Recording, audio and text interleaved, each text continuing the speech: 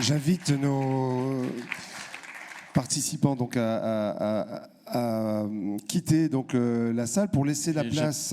Du coup, la deuxième table ronde qui va porter sur le retour d'expérience, donc des entreprises, des pionniers dans ce domaine. Donc j'appelle Monsieur Mfoutari, responsable du pôle patrimonial secteur 78-95 d'Immobilière 3F. Vianney Fulart, directeur de la transition énergétique et du bas carbone chez Eiffage Construction. Héloïse Pelen, gérante ingénieure thermicienne énergie et environnement du BET Pétréma. Olivier Michou, manager des relations institutionnelles d'Equine France. Et Lionel Gossel, président du groupe Gossel. Et les éco-opérateurs. Merci.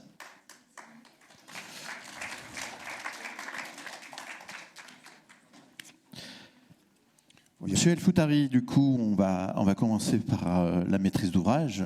Quelle est votre position sur l'usage ou l'utilisation de produits recyclés aujourd'hui chez Immobilière 3F et quelle est votre vision de la maîtrise d'ouvrage sur ces sujets ? Bonjour à tous. Donc c'est une démarche avant tout expérimentale parce que nous sommes au début d'un changement de modèle. Je remercie l'ensemble des intervenants sur la table ronde numéro 1 qui ont bien dressé le constat des difficultés auxquelles on fait face aujourd'hui en tant que maître d'ouvrage. On passe d'un modèle aujourd'hui chez Immobilière 3F, quelques propos introductifs où on est le bailleur social, le premier bailleur social français, 299 000 logements, 144 000 en Île-de-France, une politique de massification des rénovations énergétiques portée sur les 10 dernières années qui a représenté un volume en Île-de-France d'environ 4 000 à 8 000 logements rénovés chaque année, ce qui est donc assez considérable, à un paradigme qui a été accéléré par la crise sanitaire, notamment sur la manière dont on peut continuer à travailler sur la performance énergétique tout en intégrant une réflexion bas carbone. Donc ça tombe bien, on est actuellement en train de réactualiser notre stratégie patrimoniale en intégrant les grands axes qui nous permettront demain d'atteindre la neutralité bas carbone de notre parc en 2050, et le réemploi, la réutilisation, le recyclage, donc les fameux 3 R, sont une partie intégrante de cette réflexion. On en est aujourd'hui au stade du commencement, mais on a aussi souhaité, au travers de nos différentes filiales et de nos agences départementales sur le territoire francilien, on a essayé de réfléchir et de remonter les bonnes pratiques. Ce que j'appelle la démarche par escalier, c'est le bon sens, au travers des expériences qui étaient menées par nos chefs de secteur, nos gardiens, tout ce personnel de la proximité qui fait face aux besoins du quotidien, qui sont Madame Michu qui a un problème d'ascenseur dans sa cage d'escalier, une problématique de chauffage, un mainteneur qui se retrouve en pleine crise sanitaire, incapable de pouvoir rénover correctement une chaufferie. Et ces réflexions nous ont poussé justement à nous interroger sur la manière dont on pouvait, à travers d'un gisement qui est notre patrimoine francilien, à identifier, segment de patrimoine par segment de patrimoine, les composants qui nous permettraient de nous stocker une espèce de bibliothèque de matériaux qu'on pourrait demain également réutiliser en partenariat avec nos mainteneurs dans un premier temps, parce qu'on a beaucoup axé cette réflexion-là sur la partie exploitation-maintenance,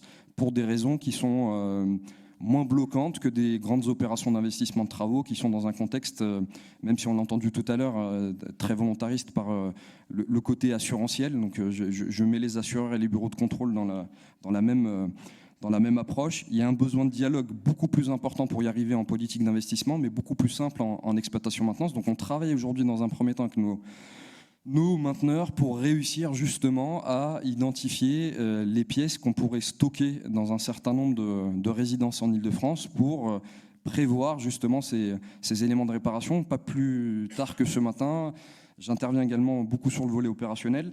On a eu quelques remontées d'informations des corps d'État électriciens qui nous font part aujourd'hui de difficultés sur les tableaux électriques pour toutes nos opérations de rénovation énergétique en arrivant. Et donc on maintient également sur toutes les entreprises qui sont en contrat avec nous sur ces réflexions-là des besoins de stock et d'identification des potentielles pièces qu'on pourrait récupérer sur nos résidences, voué à des prochaines opérations de réhabilitation dans les 5 à 10 prochaines années ou éventuellement à la démolition. On a un projet pilote actuellement dans le cadre d'une démarche de projet de rénovation urbaine. Donc c'est un projet assez conséquent sur la commune de Garges-les-Gonesse située dans le Val d'Oise, un projet qui concerne 1800 logements où cette approche est accompagnée au titre du projet urbain pour qu'on puisse identifier avec les services de l'État et de la ville de Garges-les-Gonesse tout ce potentiel. Donc on est véritablement au début et on essaie d'essaimer cette pratique-là au travers de nos partenaires par des expérimentations très locales qu'on souhaite faire remonter d'ici la fin d'année 2022 dans une réflexion beaucoup plus globale à l'échelle du bas carbone. Et la particularité du groupe 3F, c'est qu'il est implanté sur tout le territoire national. C'est pouvoir aussi d'échanger avec nos filiales présentes en région sur ces thématiques et de venir enrichir cette réflexion au travers d'une politique technique groupe sur la réflexion réemploi, recyclage, réutilisation à l'échelle du patrimoine existant. Et en tous les cas, à l'image de votre groupe, qui a, je dirais, un territoire et un parc très important, finalement, quel est le message que vous adressez aux maîtres d'ouvrage ? Juste une petite parenthèse, je citais tout à l'heure un questionnaire d'enquête que nous avons mené en début d'année. Dans le top 3 aussi, il y a l'input donné par le maître d'ouvrage. Donc c'est compliqué de lancer une telle politique ?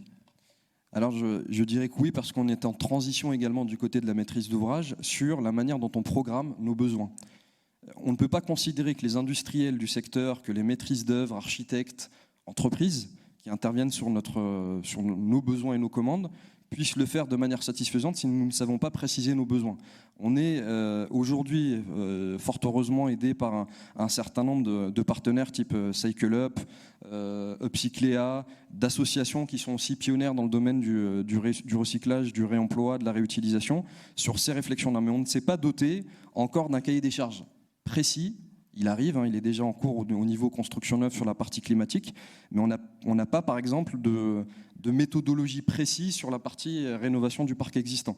On a encore besoin d'évoluer sur ces questions-là, mais avant de pouvoir le produire, on a besoin d'abord de se réinterroger en termes de positionnement et de modèle. Et c'est pour ça qu'on souhaite d'abord passer par une série d'expérimentations. Cette année, on lance une très grosse opération de réhabilitation de 300 logements dans le 19e arrondissement de Paris, sur lequel on a décliné une première série d'objectifs sur les réemplois, qui est en cours, donc en cours de chantier. On s'aperçoit que malgré les commandes qu'on a, en tout cas malgré la description des missions qu'on a passées, on fait face à des difficultés sur la partie exploitation du chantier, mais ils viendront, en tout cas on reste positif, ils viendront alimenter notre réflexion un peu plus globale. On a besoin de le faire de manière assez séquentielle. J'aimerais faire juste un parallèle par rapport, pour rebondir sur votre question, à la logique du BIM, que porte Christophe Lheureux, qui est donc le directeur général adjoint de la direction groupe rénovation et innovation durable du groupe immobilier 3F, et qui, lorsqu'on change de paradigme, comme dans le cas de l'économie circulaire, a fait tout un travail de sensibilisation pendant 10 ans, sa qualité de maître d'ouvrage, au travers du secteur universitaire, au travers du secteur technique, maîtrise d'œuvre, entreprise, secteur des nouvelles technologies, justement pour accompagner ce changement de modèle. Et on a exactement le même besoin chez Immobilière 3F aujourd'hui, en tout cas au sein de notre patrimoine Île-de-France et sur nos régions, pour qu'on puisse avancer sur ces thématiques en ayant tous les éclairages nécessaires. Monsieur El Foutari, vous nous avez parlé, c'est vrai, sur l'économie circulaire sous l'angle produit. Il y a aussi l'économie circulaire sur l'angle approche low-tech, sur l'émissivité des produits, sur des usages un peu différents. Est-ce que vous êtes prêt à lancer, par exemple, des innovations au sein d'Immobilière 3F pour tenter ces nouvelles expérimentations?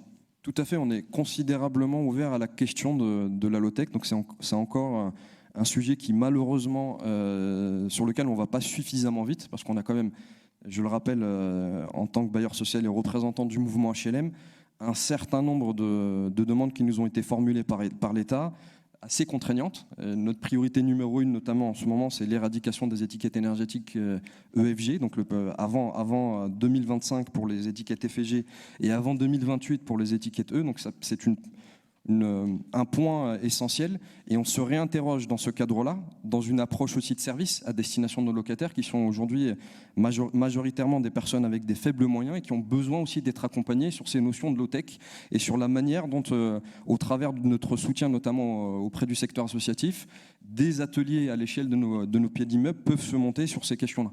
On est aussi sur une démarche d'expérimentation au niveau de la démarche low-tech, mais pas encore à une stratégie comme sur la réflexion autour du réemploi. Eh ben, en tous les cas, c'est l'innovation. Alors, avec en plus la contrainte en tant que bailleur des appels d'offres publics, j'imagine que ça met un degré supplémentaire à ces difficultés. Mais on entend que vous, en tant que maître d'ouvrage, vous souhaitez aller de l'avant. Et du coup, je me tourne du côté de l'entreprise générale. Donc, côté Eiffage, finalement, les maîtres d'ouvrage, alors portés par M. El-Mouftari aujourd'hui, il y a des inputs. Est-ce que d'un point de vue entreprise générale, il y a une structuration, il y a une envie, il y a une ambition? Et quel est l'intérêt justement pour une entreprise générale qui fabrique des logements et qui les vend de s'impliquer dans l'économie circulaire et dans le low-tech? Yannick Fulart. Oui, alors le plus gros intérêt d'abord, c'est de réduire son empreinte carbone. Avant tout, hein, on a tous le même enjeu. C'est une priorité vraiment pour un groupe comme Eiffage, mais on n'est pas les seuls, hein, au même titre que les maîtres d'ouvrage. Et d'ailleurs, on est aussi maîtres d'ouvrage. On a mis les pieds dans le plat du réemploi avec une opération qui nous a tout de suite confronté à un certain nombre de problématiques. C'est la rénovation de l'ancien site de l'école centrale à Châtenay-Malabry. Étant donné l'ampleur du projet, ça valait la peine de véritablement réfléchir non seulement massivement au recyclage, mais aussi au réemploi. Cette réflexion, vous l'avez eue en interne chez Eiffage Construction ou alors ça a été imposé par l'aménageur Non, là, l'aménageur, c'est aussi Eiffage, puisque c'est, il me semble, toujours la première CEMOP d'aménagement. Donc on est à 50%. C'est une SEM donc mix public-privé où il y a 50% Eiffage Aménagement, un tiers la ville de Châtenay et le reste la Caisse des dépôts. Mais l'initiative, tout ce que vous verrez là, on a réussi à embarquer nos partenaires, mais disons qu'on les a très fortement poussés et en expliquant que ça rentrait exactement dans le cadre de notre stratégie bas carbone. Sur certains thèmes que je ne présenterai pas aujourd'hui, il a même fallu se battre quelques années avant que la ville nous suive. Vous pouvez voir là, vous n'aurez peut-être pas un gros plan suffisant pour voir, mais il y a 19 bâtiments. On les a tous déconstruits, sauf un, le gymnase, qui était le seul qui avait de la valeur architecturale et qu'il fallait conserver. J'ai bien dit déconstruit, hein, pas démoli. On aurait pu démolir. Il se trouve que pour réduire la nuisance avec les riverains, en gros, on va construire plus de 200 000 mètres carrés. On s'est dit, si on commence tout de suite avec 6 000 camions d'évacuation des granulats, des gravats de démolition, l'opération qui dure 15 ans va se passer difficilement. En même temps, on avait un vrai enjeu économique. Hein, et quand l'économie rejoint le carbone, tout se passe très bien. Parce que là, ça coûtait clairement moins cher de tout faire sur place, en sachant qu'on a 20 hectares de terrain. Donc, bien sûr, on n'a pas tout le temps ces opérations comme ça. Et donc là, on a fait, d'abord, on a enlevé, à l'intérieur, on a démonté tout ce qu'on pouvait démonter. Je reviendrai dessus après coup. Un premier gros focus, c'est sur les bétons. Hein. On a fait des tas de 90 000 tonnes de granulats qu'on a démolis, qu'on a broyés pour les séparer en tas de gros granulats, de petits granulats de sable, de ferraille et de tout le reste. Enfin, en tout le reste, il n'y avait plus grand-chose. Et on réutilise 98% de ces matériaux dans la construction des nouveaux bâtiments et dans les VRD. Il se trouve qu'on avait tellement de granulats que les VRD n'arrivaient pas à absorber l'ensemble des granulats recyclés. Donc on a réfléchi à ce qu'on pouvait faire avec ces granulats. Donc tous les bâtiments, au moins dans les premières phases, jusqu'à ce qu'on n'en ait plus, incluent 30% de granulats recyclés conformément au DTU. Donc on a déjà, donc là, c'est pas encore du réemploi, hein, mais ça nous a permis d'éviter 6000 camions, donc 6000 tonnes, et surtout une montagne de nuisances vis-à-vis des riverains, dont certains sont là depuis un certain temps, qu'il y avait des étudiants qui pouvaient peut-être un petit peu bruyants à côté, mais qui ont déjà une forêt de grues, d'une vingtaine de grues en permanence devant les yeux, pendant très longtemps. Donc on n'a pas voulu leur imposer ça, et en plus c'était une vraie économie pour nous. En plus de ça, on a aussi fait de l'échange de terre avec un autre quartier qu'on construisait à 5 km de là, qui avait beaucoup de terre à évacuer. Nous, on avait besoin de beaucoup de terre à récupérer. Donc vous voyez qu'il y avait vraiment une stratégie globale sur ce quartier-là. Donc ça donne ça. Aujourd'hui encore, il y a un petit peu de granulat. On a monté une centrale de chantier avec un prestataire, et donc qui nous fait tous nos bétons sur chantier. Ça fait partie des 6000 camions évités. Avant d'avoir fait tout ça, on avait commencé par faire ça, c'est-à-dire la dépose méthodique de tout ce que l'école centrale n'avait pas voulu récupérer, bien sûr. Malheureusement, quand on est intervenu là, on a appris qu'ils avaient déjà jeté à la benne un certain nombre d'autres choses qu'on aurait pu récupérer, comme du mobilier d'enseignants, du mobilier de salle de classe. J'avoue que ça nous a quand même surpris, parce que nous, on s'en serait occupé volontiers. Par exemple, les amphis, je ne les ai pas mis là, les amphis ont été démontés par des bénévoles et par l'association Réavis. Et le groupe Eiffage a payé le transport jusqu'au Sénégal, et ils ont été remontés à une université à Dakar, puisqu'on a une grosse implantation depuis près de 100 ans au Sénégal. Et ils étaient ravis de récupérer des amphis historiques de l'ancienne école centrale de Paris. Alors justement, ce phénomène de dépose, quand on veut chercher la récupération, est-ce que c'est pas problématique par rapport à la culture, où à l'époque, vos compagnons avaient l'habitude de prendre les produits, les arracher, les mettre dans la benne et les jeter du 5e étage, alors qu'aujourd'hui, il y a une réelle organisation, savoir-faire, pour pouvoir déposer, et déposer bien, avec un certain niveau de qualité, ces différents produits? Ça change complètement le chantier de déconstruction et de démolition. Il se trouve que dans le groupe Eiffage, on a notamment une filiale de démolition qui s'appelle DEMSI maintenant, qui était qu'un des 3 démolisseurs, parce que l'opération était tellement importante qu'on a eu 3 prestataires. Et en fait, c'est presque par hasard qu'on s'est lancé là-dedans, parce que vous voyez là un petit logo Réavis, et il se trouve que c'est une ESS qui a été créée par un de nos collaborateurs qui voulait pousser, qui vient des travaux, et qui ne comprenait pas qu'on mettait à la benne tous ces matériaux-là. Donc il a créé une association pour faire justement ce démontage soigné, les diagnostics en amont, parce qu'il faut faire du diagnostic, donc il faut aussi accepter du délai. Je trouve que des opérations d'aménagement comme ça sont tellement longues qu'on peut se permettre de prendre ce délai. Mais donc là, la dépose soignée a été faite à la fois par des salariés en insertion, mais aussi une 60aine de bénévoles du groupe Eiffage qui ont consacré quelques week-ends à aider à déposer méthodiquement, très rapidement. La formation est très rapide.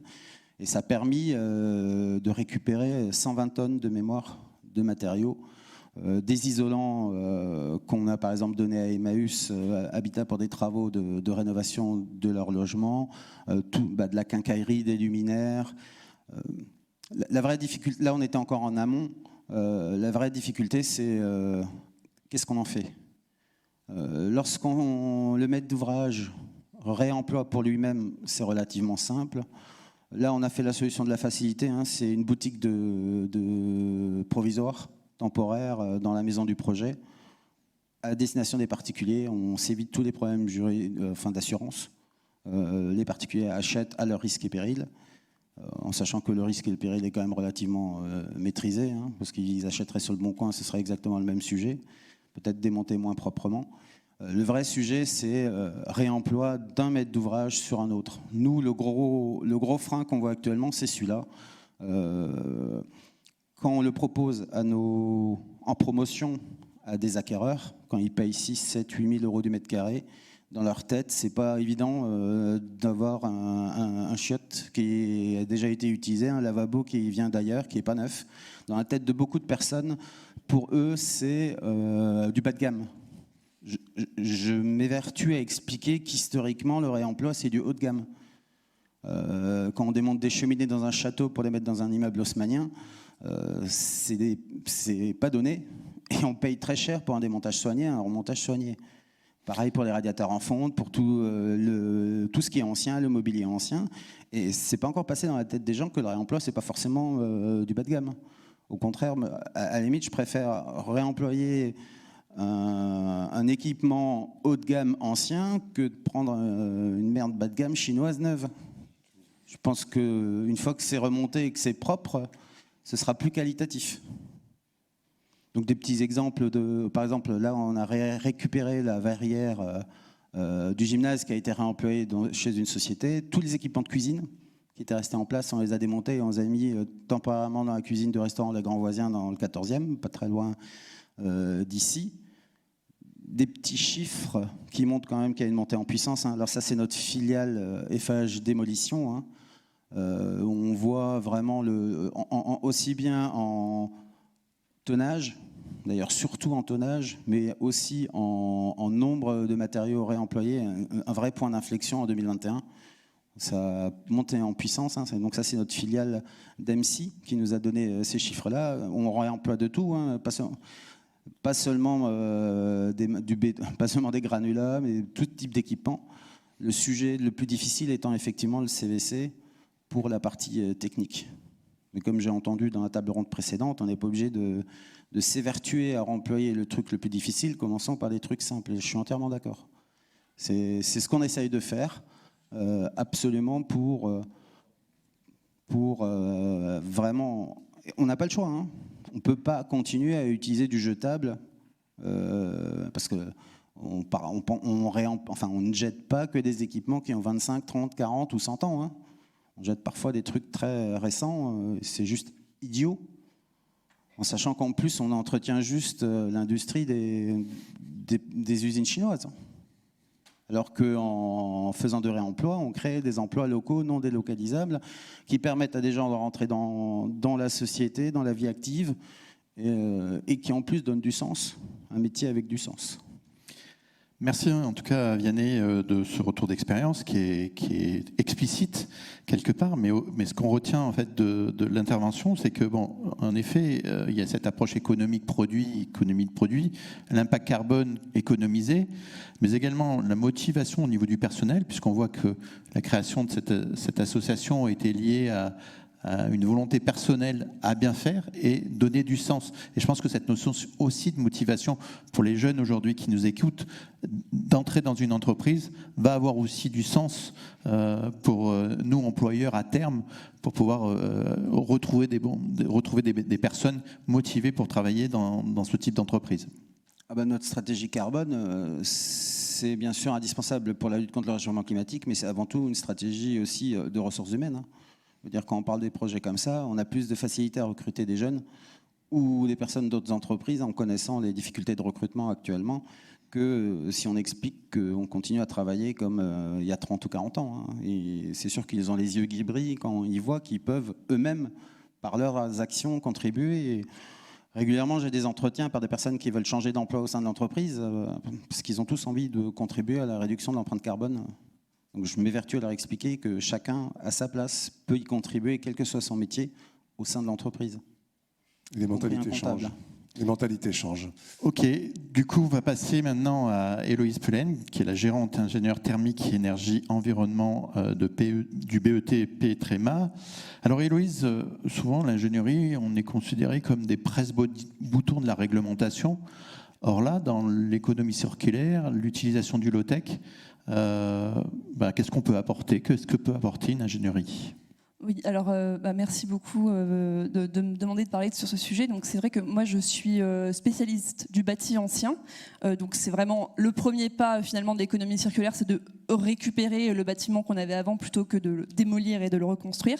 Le bâtiment ancien, c'est un bâtiment qui a été construit à un moment où on avait moins de ressources sur place. Et on devait plutôt se contenter des ressources et des énergies qu'on avait localement. Donc c'est un bâtiment qui peut nous inspirer aussi pour aujourd'hui les bâtiments qu'on construit. C'est des bâtiments qui utilisent beaucoup les low-tech. Donc les low-tech, c'est des basses technologies, c'est des technologies anciennes qui sont réactualisées avec les matériaux et les connaissances d'aujourd'hui. Donc le low-tech en bâtiment, pour moi, il y a 3 caractéristiques importantes. C'est que le low-tech, c'est utile. On en a parlé beaucoup, mais c'est avant tout, on interroge le besoin réel auquel on veut répondre avec cet élément low-tech. Le low-tech, c'est simple. C'est une technologie qui est faible en coût global, même si l'investissement initial peut être un petit peu plus important. Et c'est aussi une technologie qui nécessite de l'attention. L'attention, c'est une ressource qu'on a tous en quantité illimitée. Ça ne nécessite pas un outil ou une compétence complexe, mais ça nécessite de l'attention de la part de la personne qui conçoit, de la personne qui met en œuvre, de l'usager et du mainteneur. Voilà. Et aujourd'hui, le sujet, c'est vraiment la CVC. Et donc, à la base, parce qu'on va repartir de la base, les lots techniques CVC, ils servent à ajuster l'ambiance dans le bâtiment. Donc, quand on va réfléchir vraiment à l'utilité, on doit repartir de cette base-là. Alors, je vais vous parler de 3 points. Le premier, c'est que la démarche low-tech dans le bâtiment et dans les lots CVC, elle s'appuie sur le contexte. Vraiment, l'important, c'est de partir du contexte. Alors oui, tous ces dessins, ils ont été dessinés par Emmanuel Pat, qui est architecte avec qui on a travaillé sur le low-tech en rénovation l'an dernier, grâce à l'AQC notamment. Voilà, Héloïse a été pilote en fait de ce groupe de travail et des rendus qui ont été faits sur les différents boss, la BD low-tech, les fiches low-tech et les potas low-tech, dont Philippe Essensgois a parlé tout à l'heure au niveau du programme Profil. C'était vraiment un travail collectif. Tu faisais aussi partie de ce groupe de travail d'ailleurs. C'est quelque chose qu'on a eu plaisir à faire tous ensemble et à communiquer. Donc, allez regarder la BD, allez écouter les podcasts.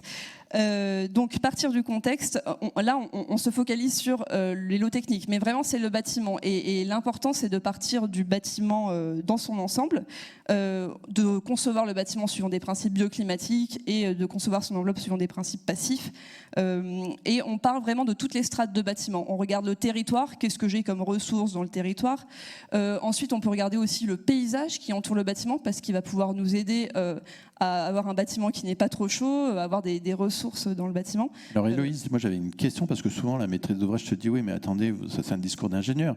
Moi j'ai une parcelle entre 2 bâtiments, comment j'arrive à trouver mon approche bioclimatique? Qu'est-ce que tu peux leur répondre? Alors c'est vraiment quelque chose il faut regarder.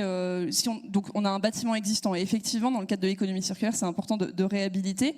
On va avoir des choses qui vont pouvoir être faites en diagnostiquant ce qu'on a déjà sur place. Est-ce qu'il y a des choses qu'on peut réemployer? Est-ce qu'il y a des flux d'air qu'on peut créer? Aujourd'hui, je pense que c'est très important de travailler l'enveloppe, aussi bien l'isolation, mais aussi les protections solaires. Voilà, les protections solaires, comment dire, on parle des protections solaires des vitrages, c'est très important pour limiter les apports thermiques liés au soleil.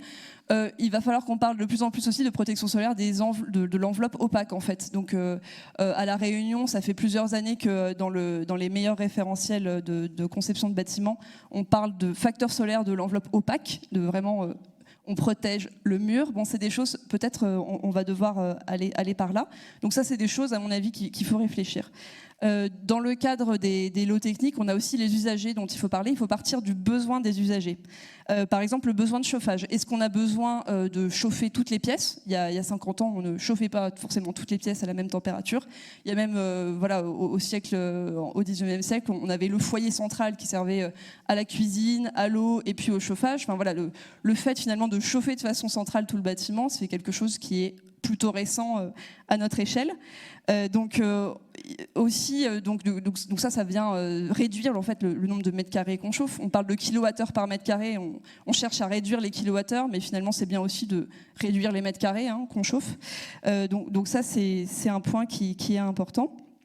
Le réemploi, on en a parlé, donc partir du contexte, c'est aussi partir de ce qui est déjà là, de partir des équipements techniques qui peuvent être là. Aujourd'hui, on peut tout à fait récupérer des radiateurs en fonte, par exemple. Il y a une opération de logements sociaux rue du Châteaudun qui a été faite par Ramdam, architecte pour Elogie, où les radiateurs ont été réemployés par l'entreprise générale Osiris. Et il faut savoir que les radiateurs en fonte, on peut tout à fait les réemployer, les curer, et ensuite les remettre en place. Par contre, comme on réfléchit quand même sur l'ensemble, si on change la chaudière, c'est une chaudière basse température, il faut savoir qu'un radiateur en fonte, quand on passe d'un delta-T de 50 degrés à 30 degrés, il divise sa puissance émise par 2. Bon, ça c'est juste à prendre en compte dans nos calculs, et puis quand on vient intervenir sur l'enveloppe, normalement, ça pose pas de problème. Et dans cette opération, ils ont même dû réemployer moins de radiateurs qu'il y avait à la base, puisque les besoins ont été diminués davantage. Donc ça, c'était pour le contexte. Je vais parler maintenant aussi du chauffage low-tech. Donc ça, c'est un chauffage le plus low-tech qu'on a pu trouver. Donc c'est le poêle de masse. Un poêle de masse, c'est un poêle qu'on peut construire soi-même, ou alors qu'on peut faire construire par des artisans agréés, bien sûr. Et donc le poêle de masse, c'est un système de chauffage qui est très intéressant, même s'il n'est pas forcément adapté à tous les types de bâtiments, bien entendu, mais c'est un chauffage qui est rayonnant. Et en fait, le rayonnement, c'est le mode de transfert de chaleur préféré de notre corps, qui est après tout ce qu'on essaye de chauffer avec notre chauffage quand on chauffe tout le volume. Et du coup, c'est intéressant, le chauffage low-tech, c'est plutôt des émetteurs rayonnants. Le rayonnement, c'est aussi intéressant parce que chauffer les parois plutôt que l'air, quand on va faire un courant d'air, quand on va ventiler naturellement, on n'a pas tout ce qu'on a chauffé qui va sortir par la fenêtre. On a gardé des parois qui vont rester chaudes. Quand on sait très bien que la température qu'on ressent, c'est la moyenne entre la température des parois et la température de l'air, quand on raisonne que sur la température opérative. Du coup, si on a renouvelé tout notre air, on est embêté si c'est ça qu'on avait chauffé, puisque il n'est plus là. Alors que si c'est les parois qu'on a chauffées, la température ressentie reste importante. Je parle des arbres têtards. Pourquoi ? Qu'est-ce que c'est déjà, ces choses bizarres ?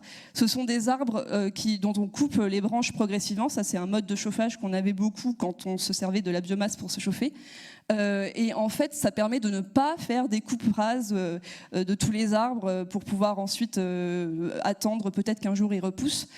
Donc c'est une façon de collecter du bois qui est très low-tech, mais qui permet en fait d'éviter un peu cette tension qu'on peut avoir quand on parle de chauffage carbone, de chauffage biomasse sous l'angle carbone. Encore une fois, ça c'est un exemple qui n'est pas forcément réplicable partout, mais c'est vraiment pour dire que on peut raisonner sur ces... Quand on repart de la base, ça peut nous poser des questions et nous inspirer aussi pour aujourd'hui. La ventilation naturelle. Alors, la ventilation naturelle, c'est important de favoriser la ventilation naturelle dans tous les bâtiments et dans la démarche low-tech, déjà pour évacuer la chaleur, puisque on sait que ventilation naturelle associée à l'inertie, on peut ouvrir les fenêtres la nuit et parce qu'on a encore des nuits quand même un petit peu fraîches de temps en temps, ça permet de décharger les calories qui sont dans le bâtiment. La ventilation dans tous les bâtiments, c'est important pour la pérennité du bâti, pour la santé, pour évacuer l'humidité. On ne va pas rentrer forcément dans le débat ventilation naturelle versus ventilation mécanique. Ce qui est sûr, c'est que si on est dans un cas où on n'a plus d'électricité, c'est important de pouvoir ouvrir la fenêtre pour pouvoir tout simplement habiter encore dans le bâtiment. Donc ça, c'est des choses, à mon avis, qu'on soit en ventilation mécanique ou non, c'est important de pouvoir prévoir la ventilation naturelle. Ça, c'est vraiment essentiel. Et c'est une erreur de pas pouvoir permettre ça. Dans le cadre de la réhabilitation, et pour refaire le lien avec l'économie circulaire, on a beaucoup de bâtiments de logements sociaux qui ont été construits à Paris notamment en ventilation naturelle, et aujourd'hui on est obligé, quand on les réhabilite, de faire passer des gaines de VMC, de casser des briques. Donc les briques, quand même, c'est un matériau qui est pas facile à venir percer après coup. Donc vraiment, la question de la ventilation naturelle et comment on réadapte ces bâtiments vis-à-vis de ça, c'est une question qui est importante. Je continue juste pour parler de la climatisation low-tech. J'ai pas de petit visuel, malheureusement Emmanuel n'avait pas fait de visuel pour la climatisation, mais en low-tech on va essayer avant tout d'éviter la climatisation, désolé. Donc du coup on va travailler d'abord sur les extérieurs, comme je disais, la protection solaire, et puis je voudrais dire un petit mot sur les finitions intérieures, vraiment qu'est-ce qui est là Non, là c'est l'écran. Mais derrière, voilà, qu'est-ce qu'on a en fait sur notre paroi? Puisque ça, comme je le disais tout à l'heure, la température qu'on ressent, elle est liée vraiment à l'effusivité des parois.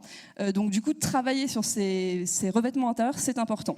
Aujourd'hui, on a des matériaux qui peuvent permettre en fait d'améliorer le confort. Il y a des études qui sont en cours pour le prouver très concrètement, puisque c'est des matériaux qui permettent de stocker, de restituer l'humidité au fur et à mesure. Donc on utilise en fait ce qu'on appelle la perspirance de ces matériaux. Et ça refait le lien avec l'économie circulaire parce que c'est souvent des matériaux biosourcés. Ça va être de la terre, ça va être des enduits terre-chanvre. C'est des choses qui permettent c'est pas vraiment des matériaux à changement de phase parce qu'on n'est pas avec un mur qui dégouline tout à coup, mais on a de l'eau qui est un peu absorbée dans ces parois et qui, au fur et à mesure de l'année et des variations climatiques, restitue sa fraîcheur et ça permet en fait de stabiliser l'humidité et la température. Et ça, c'est un point important pour notre confort. Pour rafraîchir, une fois qu'on a fait toutes ces choses-là, on peut faire des éléments, mettre en place des systèmes qui permettent de rafraîchir, qui ne sont pas des clims. On va dire que le système qui me semble le plus low-tech, ça va être le brasseur d'air.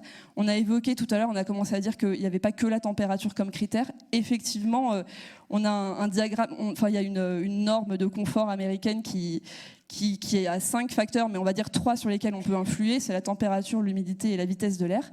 Il faut savoir que quand notre corps est dans une ambiance à 30 degrés et une vitesse d'air de 1 mètre par seconde, on ressent la même température que quand on est dans une ambiance à 27 degrés et 0 mètre par seconde. Donc juste avec un brasseur d'air au plafond, vous gagnez 3 degrés ressentis. C'est quand même pas mal. Voilà, il y a un diagramme qui s'appelle le diagramme de Givoni qui montre bien ça, si vous voulez regarder sur Internet. Le rafraîchissement adiabatique indirect, c'est un autre type de rafraîchissement qui n'est pas encore avec des fluides frigorigènes et qui est moins actif. Là on rentre quand même dans quelque chose qui est un peu moins low-tech, mais où on a des flux d'air et on pulvérise des gouttelettes sur le flux d'air qui sort et on le fait croiser avec l'air qui rentre et ça permet de refroidir. Ça ne marche pas partout, par exemple, s'il y a beaucoup d'humidité. Ici, ça ne marcherait pas parce qu'on a dégagé déjà pas mal d'humidité et du coup, ça ne fonctionnerait pas forcément très bien. Mais ça, c'est un point qu'on peut réfléchir. Rafraîchissement direct aussi sur nappe ou avec des systèmes rayonnants, c'est assez low-tech aussi. Mais voilà, donc ça, c'était pour faire un petit tour. J'ai une conclusion. Voilà. Donc ma conclusion, c'est que l'intérêt du low-tech, c'est d'utiliser moins d'énergie, plus de ressources locales et un temps sans travail humain.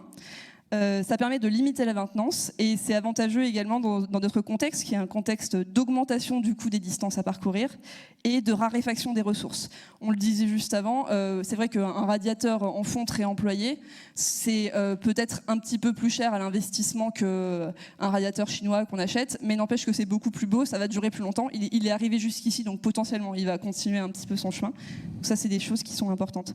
Alors c'est difficile et c'est pas forcément souhaitable de passer au tout low-tech en CVC. Je ne suis pas venue du tout pour dire ça.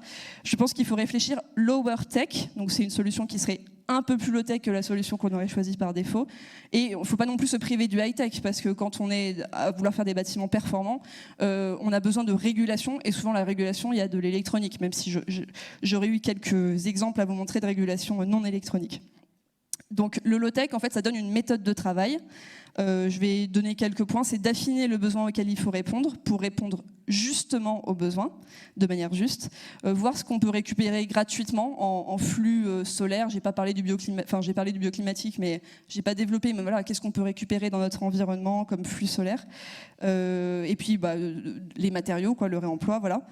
Travailler sur les matériaux intérieurs, les ambiances intérieures, mobiliser les usagers parce que finalement c'est eux qui agissent à la fin. Et puis éviter l'électronique si c'est possible, mais si c'est pas possible, ça va aussi. C'est une sacrée présentation. Il y a une question qui me vient parce que il y a une phrase qui dit c'est simple de faire compliqué, on va dire de dupliquer ce qui a été compliqué. On s'en se reposait la question, mais c'est compliqué de faire simple. Est-ce que finalement, au travers de votre intervention qui montre que l'ingénierie doit pas se réinventer, mais s'adapter, est-ce que ça a décloisonné en fonction des différents métiers ? Architecte, relations, maître d'ouvrage. Est-ce que vous voyez, au travers de ces premières expériences, des changements ? Oui, alors moi je crois que ça ne fonctionne que s'il y a un décloisonnement, effectivement, et qu'on commence à un peu tous s'intéresser au sujet. Moi je ne suis pas du tout architecte, mais je pense que c'est très important qu'on s'intéresse un peu à ces sujets. En tant que mainteneur, qu'installateur, on n'a pas forcément l'habitude d'aller dire à l'architecte ou au maître d'ouvrage, mais est-ce que vous êtes sûr que vraiment vous voulez cette solution ? Enfin, c'est pas notre... Enfin, en tout cas, c'est pas forcément notre rôle, mais je pense que c'est important qu'on change un peu ce modèle-là pour être un peu plus souple. Et Louise, tout à l'heure, tu parlais d'intelligence. Je pense que cette notion d'intelligence collective, en fait, qui crée aussi ce sens que nos collaborateurs puissent s'exprimer, comparer, débattre avec une maîtrise d'ouvrage ou un architecte ou des entreprises du bâtiment, puisque souvent elles sont intégrées dans le faire et dans l'exploitation derrière. Et je pense que ça aussi, c'est quelque chose qui va permettre de révolutionner et d'aller vers des projets qui donnent du sens. Tout à fait. En fait, aujourd'hui, on est dans des structures. Enfin, c'est très hiérarchique la façon dont on fonctionne, mais en fait, l'artisan, il est complètement concepteur. Il met en œuvre, il revient quand ça marche pas. Il avait déjà toutes ces compétences-là. Alors, c'est pas, faut pas revenir à l'âge de pierre et c'était tellement merveilleux avant. Mais en tout cas, il y a des choses qui sont intéressantes et je pense que c'est intéressant même pour nous tous qu'on puisse redevenir un peu intelligent dans tout ce qu'on fait. Et la notion de compagnonnage était présent avant et avait cette aide d'esprit. Merci beaucoup, en tout cas, Héloïse, pour cette intervention. Alors, effectivement, on a parlé de décloisonnement.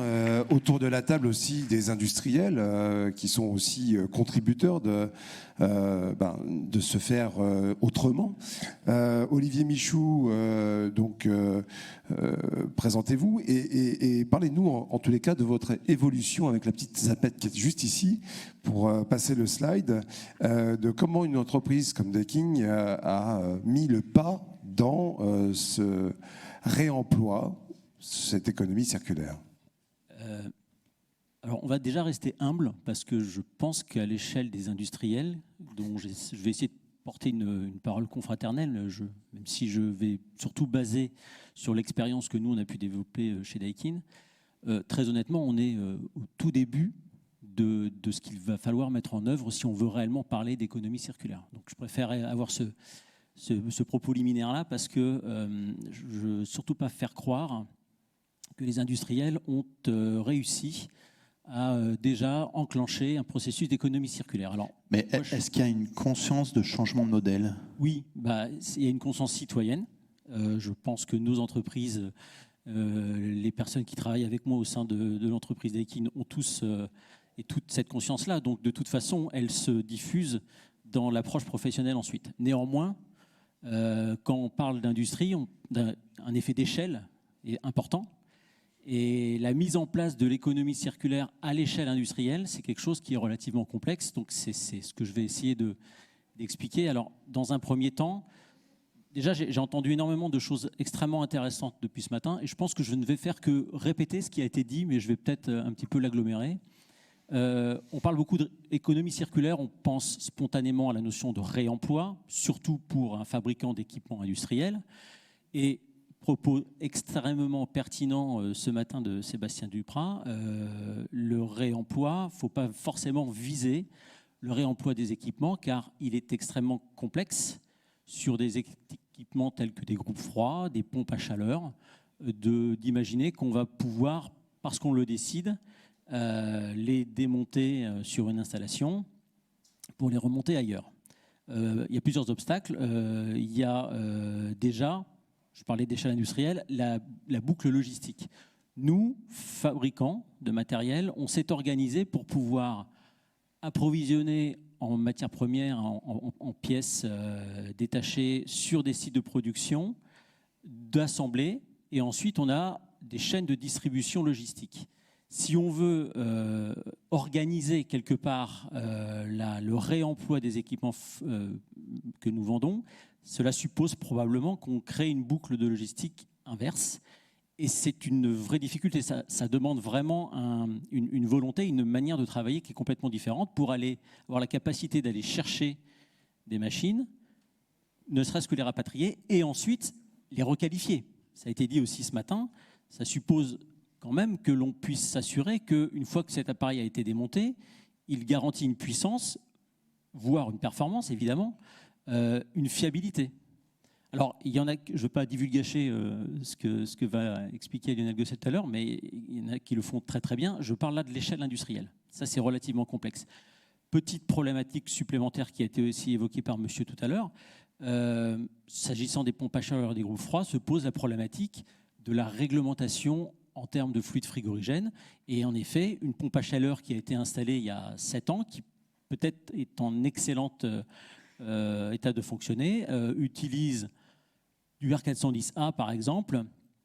Et on sait qu'aujourd'hui, on recherche également le bas carbone. Le R410A n'est pas forcément le meilleur exemple en la matière. Donc, il y a tout un tas d'obstacles qui est assez complexe. Néanmoins, pour reprendre l'exemple du base jump et de la santé qu'on doit avoir pour en faire avant, il y a à notre niveau des choses que l'on peut faire dès maintenant et qui sont déjà pratiques. C'est notamment le réemploi des réfrigérants.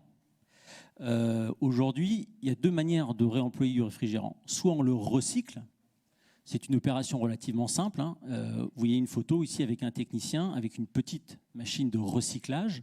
Donc c'est une opération qui consiste simplement, entre guillemets, à nettoyer, déshydrater le fluide frigorigène et de s'assurer, grâce à un analyseur préalablement, qu'on va pouvoir, après cette opération, le réemployer. Ça, c'est très très simple, c'est du bon sens et ça doit se faire dès maintenant. Ça ne se fait très peu. Et c'est à l'échelle du mainteneur, de l'installateur. Ça se fait sur un site pour un même donneur d'ordre et pour un réemploi sur un même site. Cette petite machine, nous la commercialisons. Donc il est possible aujourd'hui d'investir, elle ne coûte pas très cher très honnêtement, d'investir pour apporter à son donneur d'ordre la garantie que l'on peut faire ce genre de démarche. On a un retour d'expérience extrêmement, on a plusieurs maintenant extrêmement probants avec des grands donneurs d'ordre, BNP Paribas Real Estate, Perial, des gens qui, sur des sites précis, parce qu'ils démontaient une partie d'une installation, nous ont demandé de récupérer le fluide frigorigène correspondant à cette partie. Nous l'avons recyclé et nous l'avons réutilisé lorsqu'on a fait la mise en service des nouveaux équipements sur place. Et on le réutilise également en appoint pour la maintenance sur les équipements existants. Donc ça, aujourd'hui, on est prêt. Il y en a qui le font, il y a quelques entreprises un petit peu pionnières qui le font. Nous, on essaie de pousser vraiment les installateurs à développer cette pratique. Deuxième manière de réemployer du réfrigérant, c'est de le régénérer. Donc là, c'est une opération qui ne se fait pas dans une simple machine, c'est un processus chimique qui consiste à, quelque part, reconstituer la molécule pour qu'elle puisse redéfinir l'état, mais ça évite, en travaillant comme ça, de puiser dans des ressources pour produire du fluide vierge. Ce que l'on essaie de faire, c'est d'inciter les donneurs d'ordre. On en a beaucoup parlé, les maîtres d'ouvrage ont un rôle essentiel là-dessus en tant qu'élément déclencheur. On les incite à, pour ceux qui ont un patrimoine immobilier donné, avoir ce réflexe. On vient récupérer le fluide frigorigène sur leur site, sur une installation en fin de vie. On le fait régénérer. Nous n'avons pas cette compétence. On le fait régénérer par des spécialistes, évidemment.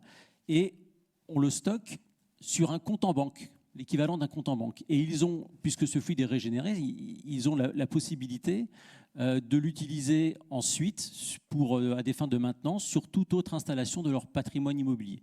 Ce faisant, là aussi, on évite d'aller chercher des ressources nouvelles pour fabriquer du fluide vierge. Donc ça, c'est vraiment du bon sens. Et avant de parler de réemploi d'équipements qui pose un certain nombre de difficultés, on a ce réemploi des réfrigérants qui aujourd'hui doit être un peu plus poussé. Ensuite, dans la notion d'économie circulaire, donc on parle de réemploi, il y a un des piliers essentiels qui est la prolongation de la durée de vie des équipements. Là, c'est quelque chose sur lequel on doit appuyer un petit peu plus également parce que on est dans une filière qui appartient à la REP des 3E. C'est-à-dire que finalement, on est dans le même périmètre de produits que les téléphones portables ou les ordinateurs portables. Évidemment, donc on n'est pas dans la REP bâtiment. C'est important parce que forcément, on projette sur cette REP des images d'objets que l'on prend et que l'on jette une fois qu'ils sont un peu devenus obsolètes. On a la chance, nous, évidemment, d'être dans un secteur où on a commencé à travailler depuis longtemps la réparabilité, parce qu'à partir du moment où on installe en chauffage ou climatisation une pièce comme celle-là, on ne va pas tous les 2 ans changer. Donc, il y a des contrats de maintenance, il y a des entreprises, il y a tout un tas de professionnels et de futurs professionnels qui travaillent extrêmement bien là-dessus. Mais je pense qu'on doit faire encore un petit peu mieux là-dessus et pousser un petit peu plus la réparabilité. On doit notamment être plus rigoureux sur la maintenance. Je ne parle pas des professionnels, je parle plutôt des donneurs d'ordre. Je leur en veux beaucoup ce matin, je suis désolé. Mais parce qu'on a souvent des contrats de maintenance qui sont, je dirais, payés un peu au lance-pierre, malheureusement. Et évidemment, les prestations de maintenance en découlent. Donc il est essentiel de savoir qu'un contrat de maintenance est un investissement justement pour éviter de dépenser plus tard. Il faut donner plus de moyens à la maintenance pour que cette maintenance ait pour objectif de prolonger le plus longtemps possible la durée de vie des équipements. Ça paraît essentiel. On peut envisager aussi de privilégier le préventif, bon, ça c'est classique, et le prédictif au curatif. Aujourd'hui, alors je suis désolé parce que ça c'est pas très low-tech pour le coup, mais dans beaucoup de machines aujourd'hui, on a la capacité finalement de prévoir, de prédire les risques de panne que l'on peut avoir en récupérant un certain nombre de signaux de ces machines et en commençant à corriger certaines dérives avant même qu'elles se transforment en défaut. Et si on pousse un peu plus là-dessus, on sera en capacité, je pense, d'avoir une durée de vie de référence des équipements de type groupe froid ou pompe à chaleur qui ira bien plus loin que je crois que c'est 17 ans actuellement. Il faut être ambitieux et pousser un petit peu plus au-delà de cette chose-là. Mais pour moi, de mon point de vue, celui d'un industriel, le chemin le plus court vers la vraie économie circulaire, c'est celui de l'économie de la fonctionnalité qui a été évoquée également ce matin. L'économie de la fonctionnalité, je répète ce qui a été dit, c'est simplement de vendre un usage plutôt qu'un équipement. C'est-à-dire qu'on va proposer ici au lycée Raspail de vendre du rafraîchissement et du chauffage plutôt que simplement un groupe froid ou une pompe à chaleur. Je pense que pour les industriels, c'est vers là-dessus que l'on doit pousser le plus parce que en faisant ça, on peut, à notre échelle, rester propriétaire de l'équipement.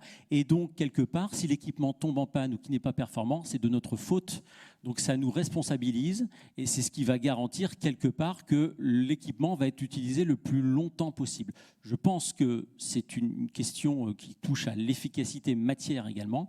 C'est-à-dire qu'en ce faisant, on va s'assurer que les installations vont durer le plus longtemps possible et être également performantes énergétiquement le plus longtemps possible. Eh bien, merci beaucoup, Monsieur Michou, concernant cette intervention. Donc, on a bien noté que Daikin va évoluer dans l'économie de la fonctionnalité d'ici 2 ans, 3 ans. On n'en est pas là, mais en tout cas, c'est un objectif. Merci en tout cas de cette intervention. On va passer maintenant à Lionel Gossel, qui est président du groupe de l'Épomine Gossel et de l'entreprise des éco-opérateurs. Alors, Monsieur Gossel, vous êtes parti d'une entreprise familiale, vous avez hérité de l'entreprise de votre père, qui était une entreprise de plomberie chauffage, quelque part. Et comment vous êtes arrivé à intégrer une approche d'économie circulaire, voire une entité coopérative au sein des éco-opérateurs? Alors, effectivement, je suis fils de plombier, donc j'ai grandi dans les pieds de mon père et j'ai été bricolé avec lui le samedi, le week-end, pendant les vacances et j'ai vu mon père récupérer, quoi. Parce que quand tu es plombier à l'époque, quand tu allais dépanner la robinetterie chez le voisin, tu l'avais dans le garage pour aller la reposer chez l'autre voisin après parce qu'il fallait réparer. Donc avec rien, il arrivait à faire quelque chose. Et donc on réinvente rien. C'est juste du bon sens. C'est simplement du bon sens. Donc voilà, de fil en aiguille, on est venu patron. J'ai repris une société, on était une trentaine, on est 270 compagnons. Voilà, et on a dans ce groupe, notre métier principal, bien sûr, c'est le CVC, chauffage, plomberie, électricité, ventilation. On travaille beaucoup avec les bailleurs sociaux, énormément sur le quart nord-est. C'est vraiment c'est vraiment un des gros clients à nous, et on travaille aussi le particulier. Et donc on a grandi dans ce milieu-là. J'ai été toujours un peu ce côté matériaux qui traînait, qui conjetait. J'ai toujours voulu le garder, ces bennes qui nous coûtent très très cher parce que quand on met les déchets dans les bennes, le tout venant, et c'était des factures énormes qu'il fallait se payer, qu'on jetait n'importe quoi. Donc tout ça, m'a toujours, j'ai toujours voulu faire quelque chose, mais j'ai compris une chose, c'est que tout seul, j'y arrive pas. j'ai essayé, mais les compagnons n'ont pas été éduqués comme ça, ils n'ont pas été formés comme ça. Il faut savoir qu'au niveau formation scolaire, c'est important de parler de la récupération, de la façon de faire, la façon de démonter. Donc ça, c'est très important, c'est leur avenir. Mais je pense que les jeunes, ils y pensent déjà un petit peu. Ils savent que maintenant, 100 €, c'est important. Il faut savoir que tout à l'heure, il y avait des lavabos. Un lavabo avec une robinetterie, c'est 100, 150 € pour un installateur. Alors pour un particulier, je ne vous raconte même pas. Donc là, sur 20 lavabos, là, vous avez 2000, 3000 €. Qui gagne 3000 €? Qui? C'est compliqué. Donc voilà, moi j'ai compris que je ne pouvais rien faire, donc j'ai créé une société qui s'appelle les Éco-Opérateurs. Donc j'ai rendu actionnaire les CDI de mon groupe. Donc c'est une société à part, hein, donc on est 170 actionnaires avec un capital, on va dire, qui est resté fermé, hein, donc c'est-à-dire qu'il s'ouvre une fois par an pour faire rentrer les nouveaux et faire sortir ceux qui veulent sortir. Voilà. Et donc l'idée, c'est que ce travail de fourmi, c'est qu'à chaque fois qu'on va démonter un lavabo dans une réhabilitation, il faut que l'ouvrier qui soit devant ce lavabo, il va être éco-opérateur. Donc il va réfléchir à sa façon de le démonter et à la façon de l'emballer, à sa façon de le ramener à l'atelier pour qu'on puisse éventuellement le revendre ou le réemployer. Donc on a commencé ça il y a 6 ans et de fil en aiguille, on a appris un nouveau métier parce qu'au début, ils n'arrivaient pas, ils ne savaient pas, mais il a fallu mettre des chiffres, faire de la formation derrière tout ça. Voilà, donc j'ai voulu mettre une photo, alors j'ai fait des photos rapides avant de venir, mais hier on a livré une chaufferie à Strasbourg, à le parc de Metz. Vous voyez, on a préfabriqué une grosse chaufferie. Alors, quand je dis CVC, ça va être des grosses chaudières, à la petite plomberie, à la chaudière murale. On est vraiment des chauffagistes, plombiers, voilà. Et je pense que l'avenir du réemploi, ça va peut-être passer aussi par la préfabrication. Donc le fait de prémonter. Parce que le fait de démonter des lavabos et les revendre, on va dire, CDO, les industriels savent le faire. Ça, c'est pas notre métier éco-opérateur. Donc, comme j'ai écouté Cyclope tout à l'heure, il a complètement raison. Et tous les échecs qu'il a eus, je les ai eus aussi. Et je pense complètement ma façon de réemploi. Complètement. Donc voilà. Donc la préfabrication, dans ces chaufferies que vous avez là, qui va être sur un bâtiment neuf, et vous allez avoir des brides d'occasion, du tube d'occasion, des piquages d'occasion, des vannes d'occasion.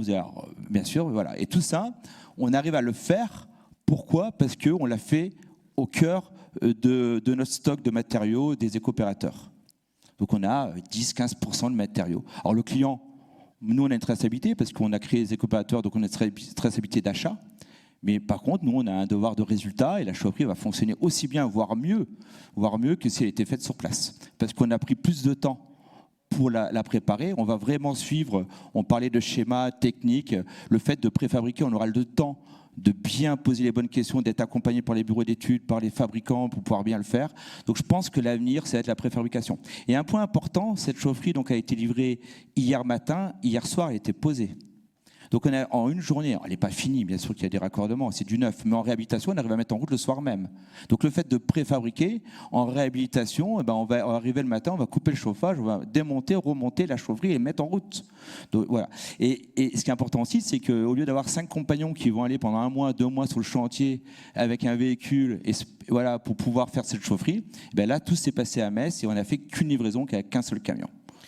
Comment vous avez abordé en fait le risque, justement, tout à l'heure on parlait des vannes, vous les remontez, vous les contrôlez en amont?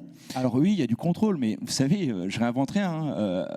Tout le monde a des stocks, des fan stocks, on en a parlé tout à l'heure. À partir du moment que tu ouvres un sachet et puis que tu as commandé 5 vannes et tu en utilises 3, les 2 autres qui restent, ça devient de l'occasion. La définition de l'occasion, elle est très très large. Un pot de peinture qui est à moitié entamé, le restant de pot de peinture, ça devient de l'occasion. Donc mes vannes, oui, c'est l'occasion, parce qu'ils ont été utilisés sur un autre chantier, on ne les a pas utilisés forcément toutes, et ça devient de l'occasion. Donc la définition de l'occasion est très très large. Mais une bride c'est inusable. Donc on a démonté une chaufferie et la bride, on l'a recoupée, on l'a ressoudée, on l'a nettoyée, on a remis la bride. Et donc j'ai aucun problème d'assurance de garantie. Je suis un sachant, je mets en eau, je sais quand ça va fuir ou pas fuir. Voilà. Et je vous garantis qu'un tuyau au gaz, c'est inusable. Le gaz qui passe dedans, ça ne perd pas d'épaisseur, de qualité.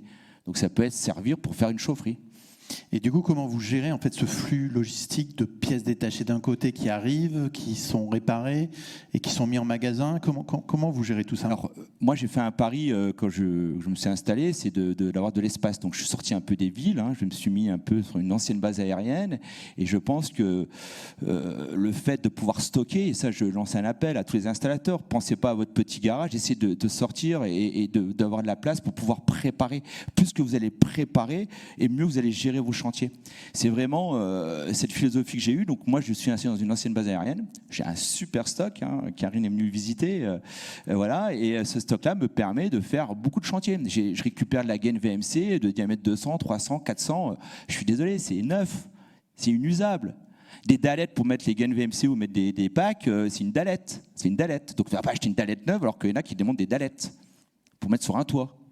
C'est juste une logique et une compétence d'échange et voilà. Mais maintenant, je pense qu'avec le numérique, on va pouvoir, avec Cyclub, j'ai besoin de dalettes, je vais l'appeler, il va me livrer 5 dalettes ou 20 dalettes. Voilà, je pense que le numérique va nous permettre de faire des échanges de stock, de savoir, voilà. Travailler en réseau, quoi. Voilà. Donc là, vous voyez, donc là, par exemple, les chantiers qu'on démonte en réhabilitation, vous avez des stocks de lavabo qui reviennent en palette. Alors là, c'est pas des super photos, mais maintenant elles reviennent, ils sont déjà pré-emballés. Et nous, derrière, ce qu'on fait, parce que c'est pas si simple que ça de stocker des lavabos, des robinetteries que vous démontez chez 3F pour vos gardiens, c'est très très compliqué, même un lavabo. Pourquoi c'est compliqué? Parce qu'on parle d'amiante aussi.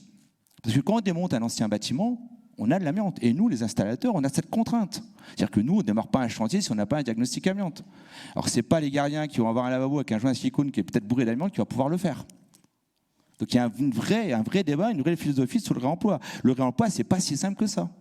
Alors moi, je me suis vraiment spécialisé dans mon métier, donc je ne veux pas être capable de faire ce que Cyclub fait, je ne veux pas être capable de faire des produits de plâtrerie, de charpente, ce n'est pas mon métier. Moi, je me suis vraiment spécialisé dans le monde du CVC et j'ai complètement repensé ce côté réemploi. C'est-à-dire que nous, maintenant, il n'y a pas une chaudière qui va être vendue aux éco-opérateurs pour du particulier ou voire pour aussi des clients, parce qu'il faut savoir que vous soyez les bailleurs sociaux, ils ont besoin des fois d'une chaudière d'occasion parce qu'effectivement le bâtiment va être démoli dans 2 ans ou 3 ans. Donc pourquoi aller mettre une chaudière neuve alors que je peux mettre une occasion?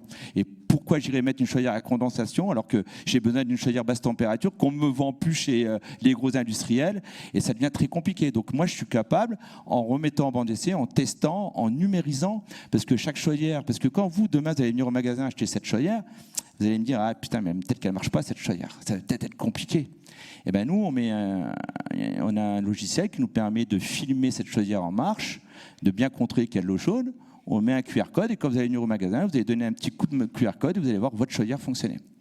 C'est juste pour rassurer. Et c'est pareil pour les robinetteries. Une robinetterie, il faut savoir que les robinetteries, moi je suis le premier étonné. On a des robinetteries, elles passent dans des bains de savon, voilà, on essaie d'être bio. Mais une robinetterie, quand elle sort de ses bains, elles sont quasiment neuves. Je suis effaré. Alors on jette maintenant parce que c'est sale. C'est fou. On jette un lavabo parce qu'il est rayé, mais il n'est pas rayé, il est simplement sale. Une robinetterie, c'est pareil. C'est juste du détartrage, du nettoyage, et on retrouve. Des fois, je mets au défi des clients de leur dire que c'est de l'occasion, quoi. Parce qu'on a simplement nettoyé. Et une robinetterie, ça vaut 35, 40, 60 euros. Et je parle de nos prix. Je ne parle pas d'un particulier. C'est beaucoup, beaucoup d'argent. Je crois que c'est vraiment une prise de conscience à réavoir. Voilà. Et donc, je continue un petit peu. Donc, je reviens sur la préfa. Alors, nous, on préfabrique des grosses chaufferies. On préfabrique aussi tout ce qui est petit. Donc, du petit cuivre, des raccords, des distributions dans les logements, voilà. Donc ce qu'on va faire, on va essayer d'optimiser aussi énormément le fait de préfabriquer. C'est pas l'ouvrier sur le chantier qui va décider à quel moment il change de diamètre. C'est le BIM, c'est le client, c'est le CVC, et on va bien travailler l'étude en amont pour pouvoir bien faire.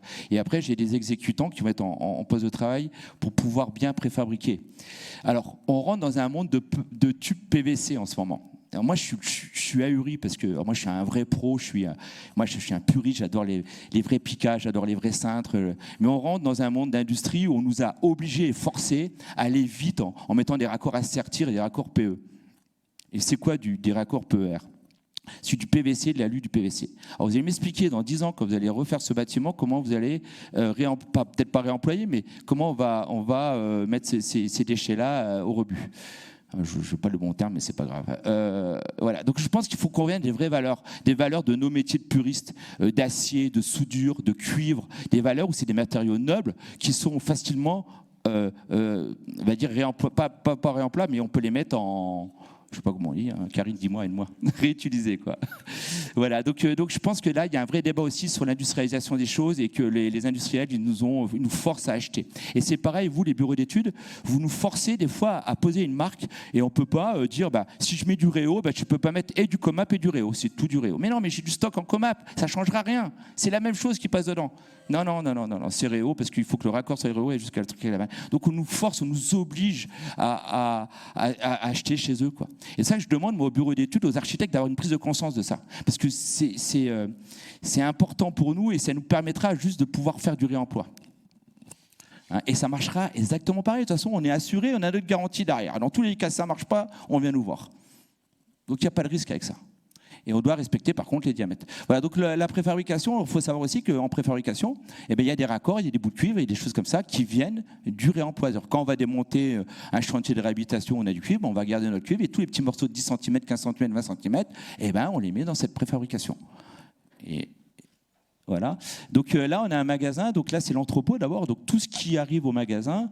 Alors, tous ces palettes-là que vous avez là à votre droite, c'est du stock. Donc on a des brides, des vannes, des raccords et tout ça. On a mis ça dans des cages. On a fait à la façon un peu Ikea. C'est-à-dire que tu choisis un raccord, tu regardes combien il y en a en stock et puis tu vas être capable de dire dans la palette A, tu en as 100 en stock. Donc ça, nous, on va faire un site internet et avec les fédés, j'aimerais bien qu'on puisse mettre en ligne et partager un peu. Et souvent, on va peut-être retrouver des raccords que le gars il a besoin, qu'il ne trouve plus chez CDO. Donc nous, on va être là pour peut-être faire la petite pièce qui va bien pour pouvoir donner un coup de main au dépanneur. Et finalement, il va peut-être aussi l'acheter 30 ou 40 ou 50% moins cher que chez CDO, qui doit le commander, il faut attendre 3 semaines ou un mois quand il existe. Voilà, donc il y a ce point de vue-là qui est important. Et puis il y a le point de vue du nettoyage, parce que c'est bien beau de dire, alors souvent c'est vrai qu'on déconstruit, on stocke en bas et puis on dit venez acheter, mais c'est pas aussi simple que ça. Et c'est rare, il y a peut-être un gars qui va venir acheter un lavabo s'il en a besoin d'un, mais c'est très compliqué de revendre en pied d'immeuble ou de stocker. Et c'est vrai que le stockage, c'est un vrai problème. Donc nous, on a fait le pari de nettoyer, de préparer et surtout, chaque robinetterie, vous venez au magasin, vous allez, alors j'ai peut-être des photos du magasin là, voilà, donc ça c'est au magasin, je ne sais même plus trop, voilà. Donc il y a les pièces détachées de chauffage. C'est-à-dire que demain, l'idée c'est quoi? C'est que le plombier, alors on s'est installé à côté de CDO. Alors, comme ça, nous, il y a les éco-opérateurs. L'idée, c'est de se mettre toujours à côté de CDO. Comme ça, l'artisan, il va pouvoir aller voir s'il n'y a pas de l'occasion avant de... Et là, c'est marqué CDBA. C'est pas mal, hein. Donc, voilà. Donc, l'idée, c'est quoi? C'est que les gens qui vont venir au magasin, c'est pas faire comme CDO, c'est faire différemment. Et ça va passer par quoi? Ça va passer par du conseil. Donc dedans, dans ce magasin, il y a Sarah qui est là, qui est responsable du magasin. Dans ce magasin, il y a Ben qui est derrière un établi avec un chalumeau et puis du chanvre. Et puis il va être capable d'équiper la robinetterie sur le lavabo que vous allez venir choisir et la robinetterie que vous allez venir choisir d'occasion. Donc on va aller plus loin, c'est-à-dire qu'on va lui dire, écoutez, le lavabo, vous voyez, il est propre. Quelle robinetterie vous voulez ça là, on va vous la mettre dessus et ça va fonctionner. Et on va vous mettre le siphon aussi. Et puis on va vous mettre aussi, on va vous vendre, alors peut-être qu'on l'aura peut-être pas d'occasion, mais la fixation du lavabo qui va avec le lavabo. Et puis on va vous vendre le silicone. Et on va être capable aussi de dire, moi l'idée c'est d'avoir plein d'artisans locaux et dire, vous voulez un artisan pour venir poser ce lavabo? On va demander à un artisan de venir vous le poser.